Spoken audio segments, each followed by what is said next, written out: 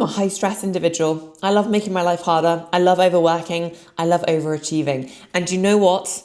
That is what's led to my burnout cycle. I'm very guilty of it. As a self-employed woman, I actually think it's quite hard not to be burnt out. I think anyone that has kids, or in my case, stepkids, or a husband, or anything that is extra in our life, in the world we live in already, where there are so many demands on us, it's so easy to get burnt out. I think whether your job is quite high demand or stressful, or whether you make it stressful, I'm talking to you that put on extra work on their plate that they don't need to just to people please, or if you're like me and you're running a business, burnout is almost inevitable because none of us protect our energy as we should. So my cycle has been 10 years in the making, maybe even longer. If I'm looking back, I think I was burnt out at uni because I was trying to do 4 jobs and be in loads of societies and be president of societies and still get into the gym and compete in powerlifting and still do my degree. So I'm pretty sure I was burnt out at times, but I was also partying pretty hard. So anyway, the cure to burnout. The cure to burnout is the little things. It's the tiniest things that you will struggle to do if your central nervous system is in fight or flight.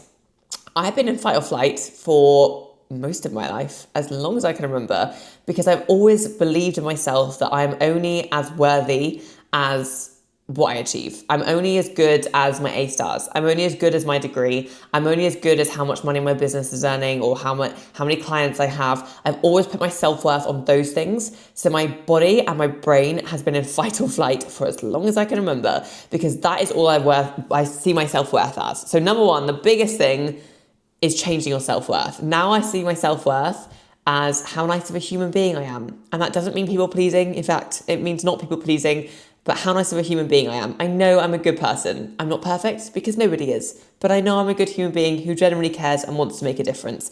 That is a big one. And I think reflecting on other things that make me me, that aren't just how busy my business are or how successful I am or how many calls I've got booked that week or how many clients are succeeding, like taking my focus away from the external stuff and work and even my home life or my income or any of those things, and just looking at the things that make me me, the things that I enjoy about life. I actually quite like slowing down, which if you told me that even a year ago, you'd be like, what the hell?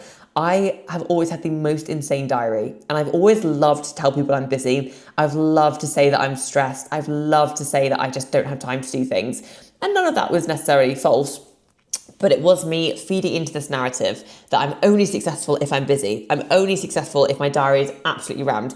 I'm only successful if I'm working stupidly long days and you have 20 different things going on. That was my self-belief. So changing that and rewiring that and realizing that you can be successful whether you have nothing on that day or whether you have a slow day or whether things aren't going great at work doesn't mean you're not successful. Whether you're stressed with the kids and they're not sleeping doesn't mean you're not successful. Remove that idea of stress, remove that pressure on yourself. And circling back to what I said at the start, the small things. So as an online coach, I've been building my business for over 9 years. There's been so many ups and downs with obviously team members and obviously COVID and big things that have happened over that time.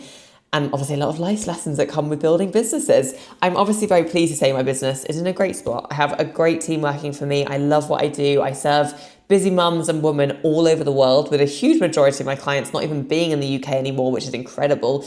And I love what I do so much. But it is the small things that have helped me to stop being burnt out. Because the thing with coaching and also running a business is that it can be draining. Some weeks, every client is having a bad week. Some weeks, there's divorces and affairs and grief and mental health struggles and kids' illnesses, their illnesses. And I take a lot of that on, or I used to take a lot of that on. So the small things have been the game changer. Protecting my energy. I am strict with a cut-off point at 7:30 at night. I don't work past that unless there's a reason that I have to for something, but very unlikely I'm working past that because I need a bit of time to decompress in the evenings. I need a bit of time off screens. I need a bit of time off thinking about other people and giving my energy for them to refill my cup. And again, sometimes it's doing stepmom duties, sometimes it's doing wife duties or dog mom duties. It's not always about things being completely selflessly for me, but it's about just having a headspace from the thing that can get me burnt out.